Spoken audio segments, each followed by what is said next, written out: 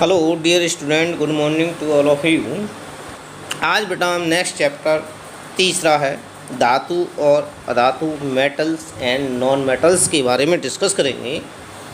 तो आपने देखा होगा बेटा, चाहे घर हों, विद्यालय हों, सड़क हों, ऑफिस हों या जो भी चीज़ें हों हमारे आसपास, धातु और अधातुओं से घिरी हुई होती हैं। इससे मेटल्स और नॉन मेटल्स से घिरी होती हैं। जैसे सपोज करो घर में बात करें, रसोई में तो कुछ बर्तन वगैरह होते हैं, ये हमारे धातु के होते हैं। कुछ चीज़ें और होती हैं जो अधातु की होती हैं, जैसे चकला, बेलन अधातु के होते हैं, लकड़ी के होते हैं, ठीक है। और जो बर्तन वगैरह होते हैं वो सब धातुओं के होते हैं। सिलेंडर हम जो लोग इस्तेमाल करते हैं वो भी धातु का होता है, ठीक है। कुछ चीज़ें जैसी होती हैं, अब और चीज़ देखें तो अधातु जो होते हैं, जैसे प्लास्टिक है, प्लास्टिक के भी कुछ डिब्बे हमारी रसोई में रखे रहते हैं, वो अधातु होती हैं, ठीक है। गिलास होते हैं प्लास्टिक के, वो भी अधातु होते हैं, ठीक। तो धातु और अधातु जीवन के क्या होते हैं, विभिन्न अंग होते हैं, यानी ये जीवन में उपयोग में लाए जाते हैं। अब बात ये आती है कि धातु और अधातु को हम कैसे डिस्कस करें, कैसे पता करें कि ये धातु होती है या ये अधातु होती है। देखें, जैसा कि आप जानते हैं, आपने देखा होगा, यदि लकड़ी को रख दिया जाए या लोहे की कोई भी चीज़ रखी जाए या धातु रख दी जाए तो धातु में चमक होती है। धातु में क्या होती है? चमक होती है। और उस चमक के द्वारा हम ये पहचान सकते हैं कि ये हमारी क्या है, धातु होती है। और अधातुओं में कोई भी चमक नहीं होती। धातु जैसे देखें आप, चांदी, सोना, चांदी में चमक होती है। चांदी को रख दिया है तो आप पहचान लोगे ये क्या है, चांदी है, ठीक है। सोने को रख दिया है तो आप पहचान लोगे ये सोना है, क्योंकि उसमें चमक होती है। तो पहला पॉइंट ये होता है कि धातुओं में चमक होती है जबकि अधातुओं में चमक नहीं होती, ठीक। दूसरा, आप मंदिर वगैरह जाते हैं और मंदिर जा कर के देखते हैं कि जो घंटी बनी होती है, जो बैल बनी होती है, वो जो होती है हमारी किसकी बनी होती है, धातु की बनी होती है। किसकी बनी होती है? धातु की बनी होती है। और जैसे ही उसे बजाते हैं तो उसमें से एक सोनरस वाली बड़ी मधुर, बहुत मीठी सी आवाज़ आती है। तो धातुओं की ये पहचान होती है कि उन्हें बजाने पर एक मधुर आवाज़ आती है। क्या आती है? एक मधुर आवाज़ आती है। जबकि अधातुओं को यदि हम बजाएं तो उसमें से कोई भी आवाज़ नहीं आती। तीसरा, जो धातुएं होती हैं उन्हें जब पीटा जाए तो वो एक शीट के रूप में चेंज हो जाती हैं। इसके रूप में एक शीट के रूप में चेंज हो जाती हैं, यानी उन्हें पीट पीट कर उनकी एक पतली चादर भी बनाई जा सकती है। किसकी? धातुओं। जैसे आपने देखा होगा, जो टीन वगैरह आती हैं वो धातु की होती हैं, या लोहे की भी आपने देखा होगा कि किवाड़ वगैरह हम बना सकते हैं। तो ये क्या हो गई, पतली चादर हो गई। लेकिन लकड़ी की क्या होती है, कोई भी हम पतली चादर नहीं बना सकते, ठीक है। नेक्स्ट होता है इसकी तन्यता, यानी जो होती है, जो धातुएं होती हैं उसके बहुत पतले पतले वायर बनाए जा सकते हैं। जैसे आपने देखा होगा, जो बिजली की डोरी होती है उसमें तांबे का तार आता है। किसका तार आता है? तांबे का तार आता है। तो वो तांबा क्या है, हमारा धातु। और उसे खींचकर पतला तार, कितना बहुत लंबा पतला तार बनाया जा सकता है। तो इसलिए क्या कहते हैं कि जो धातुएं होती हैं उन्हें पीट पीट कर उनके पतले तार भी बनाए जा सकते हैं, लेकिन अधातुओं के तार नहीं बनाए जा सकते। अधातुओं से तार नहीं बनाए जा सकते। आपने देखा है कि जो बिजली के तार होते हैं वो सिल्वर के बने होते हैं। किसके बने होते हैं? सिल्वर के बने होते हैं। और जो डोरी के अंदर तार निकलते हैं वो किसके होते हैं? कॉपर के होते हैं। किसके होते हैं? कॉपर के होते हैं। तो धातुओं के पतले तार भी बनाए जा सकते हैं, लेकिन अधातुओं के तार नहीं बनाए जा सकते, ठीक है। घनत्व, जो धातुएं होती हैं उनका घनत्व बहुत अधिक होता है, जो अधातुएं होती हैं उनका घनत्व बहुत कम होता है। आती है वैद्युत चालकता। जैसे आपने देखा होगा कि यदि बिजली के तारों को पकड़ा जाए, बिजली के तारों को पकड़ा जाए तो वो हम लोगों को झटका मार देते हैं या पकड़ लेते, कहते थे बिजली ने पकड़ लिया। तो वो बिजली के तार किसके हैं? हमारे धातुओं के हैं। तो क्या मतलब हुआ इसका कि जो धातुएं हैं वो विद्युत की सुचालक होती हैं, यानी उनमें विद्युत बह सकती है। जो धातुएं होती हैं उनमें विद्युत क्या होती है? बह सकती है। और जो अधातुएं होती हैं उनमें विद्युत नहीं बहती। जैसे आपने देखा होगा कि जब किसी को बिजली पकड़ लेती है तो कहते हैं या तो डंडे से छुड़ाते हैं, और जब छुड़ा देते हैं तो कहते हैं इसकी जो चमड़े की चप्पलें होती हैं उससे मालिश करो। ठीक है, तो वो सब क्या है? अधातुएं। तो अधातुएं क्या होती हैं? विद्युत की कुचालक होती हैं, जबकि धातुएं जो होती हैं वो विद्युत की सुचालक होती हैं। यानी धातुओं में विद्युत जो होती है वो बहती है नहीं, बहती है। अब जो धातुएं होती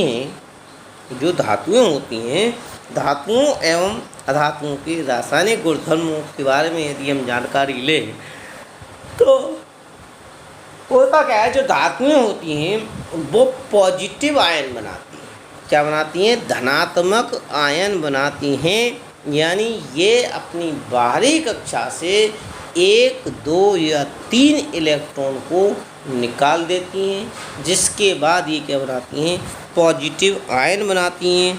ये आपने पढ़ा होगा 9th क्लास में, नहीं पढ़ा है देखो थोड़ा सा मैं आपको समझाने देता हूँ, यहाँ पर ध्यान देंगे। देखें, जो अधातु हैं, सपोज करो हमारा सोडियम है और सोडियम का एटॉमिक नंबर होता है हमारा 11 और इसका इलेक्ट्रॉनिक कॉन्फ़िगरेशन, इलेक्ट्रॉनिक विन्यास देखें तो होता है हमारा 2, 8, 1। अब इसकी जो आउटरमोस्ट शेल होती है, जो बाहरी कक्षा होती है, वो उसमें कितने इलेक्ट्रॉन हो गए? 1। और जब ये इसे निकाल देती है तो ये बनाती है सोडियम प्लस आयन। यानी 1 इलेक्ट्रॉन इसने क्या किया? निकाल दिया, तब इसने क्या बना दिया? हमारा सोडियम आयन। यानी इसका आदि यदि हम देखें, सोडियम आयन का इलेक्ट्रॉनिक कॉन्फ़िगरेशन देखें तो कितना हो जाता है? 2,8। क्यों? अब एक चीज़ और ध्यान रखेंगे केमिस्ट्री के अंदर कि यदि प्लस आयन होता है तो प्लस का मतलब होता है इलेक्ट्रॉन की कमी, और माइनस आता है तो होता है इलेक्ट्रॉन की अधिकता। Cl है हमारा, और Cl का एटॉमिक नंबर होता है, परमाणु क्रमांक होता है 17, और इसका यदि इलेक्ट्रॉनिक विन्यास देखें तो 2, 8 और 7। क्या होता है? 2, 8, 7। अब देखें ये दो चीज़ें होती हैं, थोड़ा सा आगे के चैप्टर के बारे में डिस्कस यहाँ करना पड़ेगा, इसलिए थोड़ा ध्यान से समझें कि देखें प्रत्येक एलिमेंट ये चाहता है कि जो सोडियम है या क्लोरीन है, इसकी बाहरी कक्षा में कोई भी हो, उसकी बाहरी कक्षा में कितने इलेक्ट्रॉन हो जाए? 8 इलेक्ट्रॉन। अब ये 8 इलेक्ट्रॉन जो हो वो किसी प्रकार से हो, या तो इलेक्ट्रॉन को डोनेट करके होने चाहिए, दान दे दो, या इलेक्ट्रॉन को लेकर होने चाहिए, या साझा करके होने चाहिए। तो ये चीज़ें होती हैं 3 प्रकार से होती हैं। अब देखो यहाँ पर सोडियम की बाहरी कक्षा में कितना इलेक्ट्रॉन है? 1। यहाँ पर सोडियम की बाहरी कक्षा में कितने इलेक्ट्रॉन है? 7। तो 2 कंडीशन है, सोडियम के पास 2 कंडीशंस हैं और क्लोरीन के पास भी 2 कंडीशन है। या तो सोडियम 7 इलेक्ट्रॉन ले ले तो इसकी बाहरी कक्षा में 8 इलेक्ट्रॉन हो जाएंगे, ठीक है, या 1 इलेक्ट्रॉन अपना दान दे दे तो इसकी बाहरी कक्षा में 8 इलेक्ट्रॉन हो जाएंगे। इसी प्रकार क्लोरीन है, क्लोरीन की बाहरी कक्षा में कितने इलेक्ट्रॉन है? 7। तो इसके पास भी 2 पॉसिबिलिटी हैं, या तो ये 1 इलेक्ट्रॉन ले ले या ये 7 इलेक्ट्रॉन को दान में दे दे। क्या कर दे? दान में दे दे। तब देखें आप यहाँ सोडियम जो है इसकी बाहरी कक्षा में कितने इलेक्ट्रॉन है? 1। जब इसकी बाहरी कक्षा में 1 इलेक्ट्रॉन है तो इसे 7 इलेक्ट्रॉन की आवश्यकता है, तो 7 इलेक्ट्रॉन लेने बहुत कठिन काम है, इसलिए ये क्या करता है? 1 इलेक्ट्रॉन को दान दे देता है। जब ये 1 इलेक्ट्रॉन को दान दे देता है तो इसकी बाहरी कक्षा में 8 इलेक्ट्रॉन आ जाते हैं, और इसीलिए इसने 1 इलेक्ट्रॉन का दान दिया है तो कितना प्लस का चार्ज आएगा? 1। यदि 2 इलेक्ट्रॉन दान दिए जाते तो कितना चार्ज आता? 2। और 3 इलेक्ट्रॉन दिए जाते दान में तो कितना आता? 3। अब इसी तरह से देखेंगे Cl।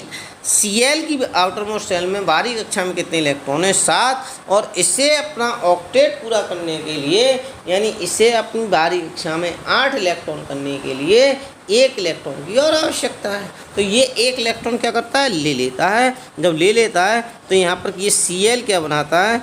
Cl माइनस बनाता है। क्या बनाता है? Cl माइनस बनाता है और इसका इलेक्ट्रॉन कन्फिग्रेशन हो जाता है 2 8, 8। ठीक है, ये हो जाता है इसका इलेक्ट्रॉनिक कॉन्फ़िगरेशन। तो ध्यान रहे, जो माइनस निशान है वो तो ये प्रदर्शित करता है कि इसने इलेक्ट्रॉन लिया है, और जो प्लस निशान है वो ये कम प्रदर्शित करता है कि इसने इलेक्ट्रॉन दिया है। यानी केमिस्ट्री में यदि प्लस आ रहा है तो इसका मतलब कमी हो रही है, और माइनस आ रहा है तो इसका मतलब वृद्धि हो रही है। क्लियर है? तो प्लस का मतलब क्या है? कमी आना, और माइनस का मतलब क्या है? वृद्धि होना। अब बात हमारी ये चल रही थी कि जो धातुएं होती हैं, वो धातुएं जो होती हैं 1, 2 या 3 इलेक्ट्रॉन को दान करती हैं। 3 इलेक्ट्रॉन का क्या कर देती हैं? दान करती हैं। यदि 1 इलेक्ट्रॉन का दान करती हैं तो 1 पॉजिटिव, 2 का दान करती हैं तो 2 पॉजिटिव, 3 का दान करती हैं तो 3 पॉजिटिव। अब देखें, जैसे नेक्स्ट मेटल आती है हमारी, सपोज करो मैग्नीशियम, और मैग्नीशियम का परमाणु क्रमांक होता है हमारा 12, और इसका यदि हम इलेक्ट्रॉनिक विन्यास रखें तो ये हो जाता है 2 8 2। इसकी बाहरी कक्षा में कितने इलेक्ट्रॉन हो गए? 2।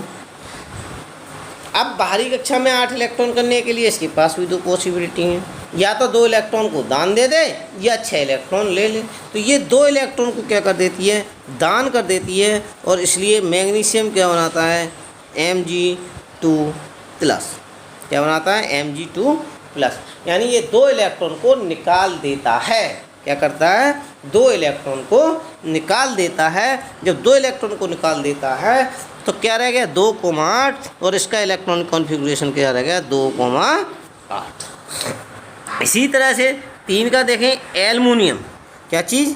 एल्युमिनियम का एटॉमिक नंबर 13, यानी 2 8 3, 2 8 3। और एल्युमिनियम जो होता है वही कंडीशन, इसके पास 2 कंडीशन, या तो 3 इलेक्ट्रॉन निकाल ले या 5 इलेक्ट्रॉन ले ले। तो ये क्या करता है? ये भी 3 इलेक्ट्रॉन को निकालता है और बनाता है एल्युमिनियम 3+। क्या बनाता है? एल्युमिनियम 3+। और इसका भी इलेक्ट्रॉनिक कॉन्फ़िगरेशन जो हो जाता है, कितना हो जाता है? 2, 8। तो आप देखें, सोडियम ने 1 इलेक्ट्रॉन निकाला, उसके पास कितना आया? 1 पॉजिटिव चार्ज आया। कितना आया? 1 पॉजिटिव चार्ज आया। और इसने जो है मैग्नीशियम ने कितने इलेक्ट्रॉन निकाले? 2 इलेक्ट्रॉन निकाले, तो कितना आया? 2 पॉजिटिव चार्ज आया। ठीक है। एल्युमिनियम ने 3 इलेक्ट्रॉन निकाले, तो कितना आया? 3 पॉजिटिव चार्ज आया। तो इसके जो गुणधर्म होते हैं, किसके? ये जो धातु और अधातुओं के जो रासायनिक गुणधर्म होते हैं वो किस पर डिपेंड करते हैं? उनकी संयोजकता पर, यानी जो बाहरी कक्षा में जितने इलेक्ट्रॉन होते हैं उन पर निर्भर करते हैं। Okay, thank you. इनकी जो रासायनिक गुणधर्म है वो नेक्स्ट वीडियो में डिस्कस करेंगे।